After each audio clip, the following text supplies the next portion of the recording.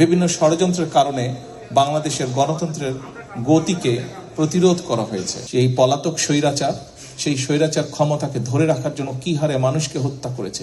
শহীদ রাষ্ট্রপতি জিয়াউর রহমানের শাহাদাত বার্ষিকী উপলক্ষে আমরা ওনার জন্য আজকে আল্লাহর দরবারে দোয়া চাইব। আমরা আজকের এই দিনটিকে উপলক্ষ করে শুধু শহীদ রাষ্ট্রপতি জিয়াউর রহমানই নয়, শহীদ রাষ্ট্রপতি জিয়াউর রহমান যেমন বাংলাদেশে বহুদলীয় গণতন্ত্র প্রতিষ্ঠিত করেছিলেন, ঠিক একইভাবে পরবর্তীতে বিভিন্ন সময় বিভিন্ন ষড়যন্ত্রের কারণে বাংলাদেশের গণতন্ত্রের গতিকে প্রতিরোধ করা হয়েছে। গণতন্ত্র প্রতিষ্ঠা করতে গিয়ে মানুষের অধিকার, রাজনৈতিক অধিকার, মানুষের কথা বলার অধিকার প্রতিষ্ঠিত করতে গিয়ে বাংলাদেশ জাতীয়তাবাদী দল বিএনপি এবং এর বাইরেও বহু রাজনৈতিক দলের নেতাকর্মী, এমনকি সমাজের বিভিন্ন শ্রেণী পেশার মানুষ শহীদ হয়েছেন, আত্মাহুতি দিয়েছেন। বহু হাজারো লক্ষ মানুষ বিভিন্নভাবে ক্ষতিগ্রস্ত হয়েছেন, পঙ্গুত্ব বরণ করেছেন। বিশেষ করে বেশি দিন আগের ঘটনা, 1 বছরও হয়নি, বেশি দিন আগের ঘটনা নয়।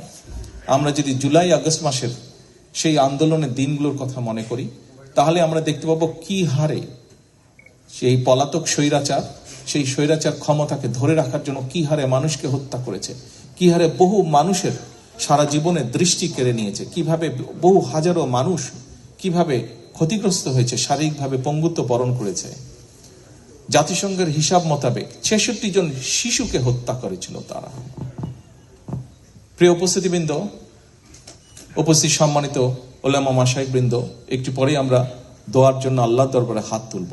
আমি আপনাদের কাছে আজকে সকলকে অনুরোধ করব, শহীদ রাষ্ট্রপতি জিয়াউর রহমানের শাহাদাত বার্ষিকী উপলক্ষে আমরা যেমন তার জন্য দোয়া চাইব, আমরা বাংলাদেশের গণতন্ত্রকে প্রতিষ্ঠিত করার জন্য, এই দেশকে স্বাধীন করার জন্য যেখানে যত মানুষ আত্মাহুতি দিয়েছেন জীবন, যেখানে যত মানুষ বিভিন্নভাবে ক্ষতিগ্রস্ত হয়েছেন, প্রত্যেকের জন্য আমরা আল্লাহর দরবারে দোয়া চাইব।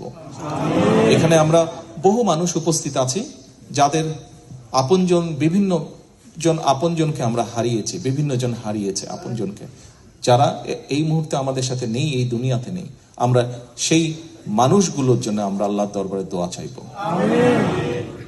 প্রিয় উপস্থিতিবৃন্দ, সম্মানিত অতিথিবৃন্দ, আমরা আরেকটি বিষয়ে আল্লাহর কাছে দোয়া চাইব, আল্লাহর রহমত চাইব আজকের এই দিনে।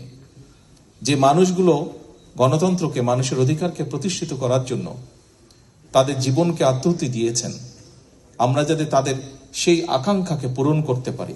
আমরা যারা বেঁচে আছি, আমরা আগামী দিনে যাতে বাংলাদেশের মানুষের প্রত্যাশিত যে বাংলাদেশ, সেই বাংলাদেশকে যাতে আমরা গড়ে তুলতে পারি। যে মানুষগুলো আমাদেরকে ছেড়ে চলে গিয়েছেন, তাদের প্রত্যাশা অনুযায়ী যাতে বাংলাদেশকে গড়ে তুলতে পারি, সেই রহমত যাতে আল্লাহ আমাদেরকে দেন, আমরা আল্লাহর দরবারে হাত তুলে সেই দোয়া আল্লাহ